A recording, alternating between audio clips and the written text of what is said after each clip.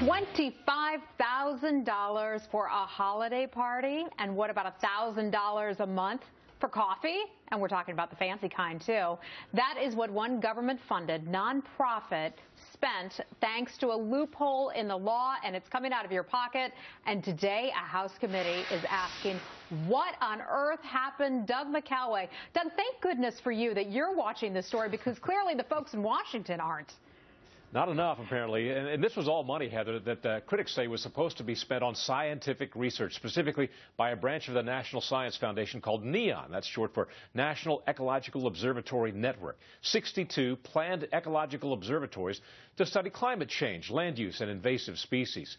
Auditors today told the House Science Committee that NEON spent $25,000 for that Christmas party, $1,000 a month for premium coffee service, and $150 million for questionable construction costs, as well as $112,000 for lobbying contracts.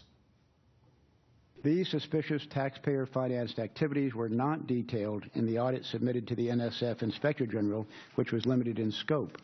But to his credit, the principal auditor, J. Kirk McGill, invoked the Whistleblower Protection Act to make sure that the Inspector General, Congress, and ultimately the public was aware of hundreds of thousands of taxpayers' dollars being spent on improper activities.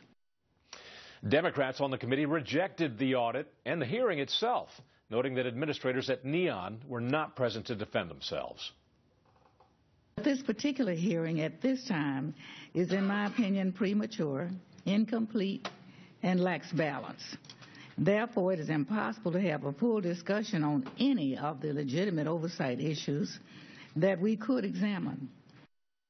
NEON's board chairman, James Collins, told Fox News in a statement, I'm quoting here, NEON, Inc. has always spent all funding in strict compliance with our understanding both of the guidelines provided to the organization and the law. This is not the first time that the National Science Foundation has been found to have engaged in wasteful spending. A 2011 report by Senator Tom Coburn identified more than $1.2 billion in waste, including $80,000 spent to study why the same teams always dominate March Madness, and $1 million to study how quickly parents respond to trendy baby names. Still trying to figure out that one. Is that true? They really studied those things, the National Science Foundation. That's what Coburn found. Yeah. Unbelievable. You know, kind of reminds me of that GSA guy, you know, the one with the hairy chest and the big gold chain and the daiquiri in the hot tub. Kind of reminds me of that story. Anyway, enough. It's our money. Let's spend it responsibly. Doug McCalloway in Washington. Doug, thanks. You bet.